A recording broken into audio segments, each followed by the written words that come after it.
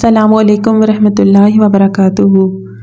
اللہ تعالیٰ تو فرماتا ہے کہ جنت میں نہ تو بھوک ہوگی اور نہ ہی پیاس اور نہ ہی گرمی کی شدت ہوگی۔ جب وہاں پہ بھوک اور پیاس ہی نہیں ہے تو جنت میں موجود پھلوں کا ذکر اور نہروں کا ذکر کیوں موجود ہے؟ اس سوال کا جواب ہے کہ جنت کی آسائشیں اور لباس ممکنہ تکلیفوں سے بچنے کے لیے نہیں ہوں گے۔ وہ نہ بھوک کی وجہ سے جنتی کھائیں گے اور نہ پیاس کی وجہ سے پئیں گے، کیونکہ جنت میں تو نہ کوئی بدبو ہے اور نہ ہی ختم ہونے والی لذت۔ جنت تو ایک مسلسل خوشی کا نام ہے۔ اللہ سبحانہ و تعالیٰ نے، ہو سکتا ہے کہ اس کھانے پینے کے پیچھے یہ حکمت ہو کہ اللہ تعالیٰ جنت کو ان تمام طریقوں سے بہترین طریقوں سے متعارف کروانا چاہتا ہے۔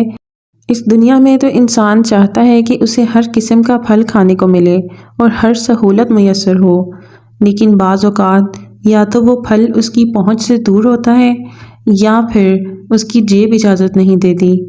تو ایسی صورت میں اگر وہ کسی ناجائز طریقے سے کما کر وہ پھل کھانے سے رک جاتا ہے، اپنے آپ کو روک لیتا ہے، اپنی خواہش پوری نہیں کرتا اور صبر کر لیتا ہے کہ اللہ تعالیٰ اس کے لیے جنت میں اس سے بھی بہترین پھل تیار کیے ہوئے ہیں، کیونکہ یہ دنیا تو ایک دن ختم ہو جانی ہے، لیکن جنت کی زندگی ہمیشہ کے لیے ہوگی۔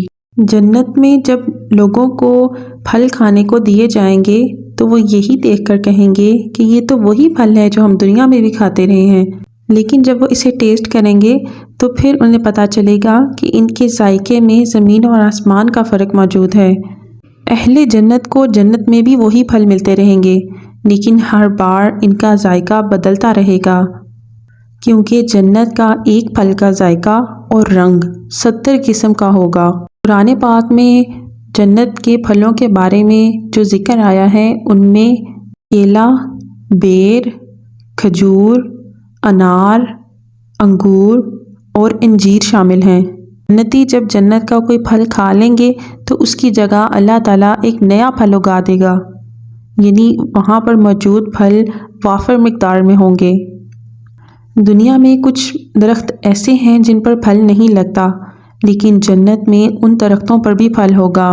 مثلاً کمل کا درخت، وہ بھی پھلدار ہوگا، کیونکہ قرآن پاک میں اللہ تعالیٰ ارشاد فرماتا ہے کہ جنت کے نیچے نہریں بہتی ہیں اور اس کا رزق دائمی ہے اور اس کا سایہ بھی۔ وہاں پر پھل وافر مقدار میں ہوں گے جس کا کوئی موسم نہیں ہوگا۔ دنیا میں موجود پھل تو اوپر درختوں کے اوپر اونچائی پر لگے ہوتے ہیں، لیکن جنت میں موجود پھل درختوں کے اوپر لٹکے ہوں گے، لیکن وہ زیادہ اونچائی پر نہیں ہوں گے۔ انجیر کے بارے میں تو نبی پاک صلی اللہ علیہ وآلہ وسلم نے ارشاد فرمایا کہ کھاؤ، اگر میں کسی پھل کے بارے میں کہوں کہ یہ جنت سے نازل ہوا ہے تو یہی وہ پھل ہے، کیونکہ جنت کے پھل گٹلی کے بغیر ہوں گے، بس کھاؤ۔ انجیر بواسیر کو ختم کرتی ہے اور گنٹھیے کے لیے بھی مفید ہے۔ آج کے لیے اتنا ہی۔ اگر آپ کو ویڈیو اچھی لگے تو اسے لائک اور کمنٹ ضرور کر دیجیے گا۔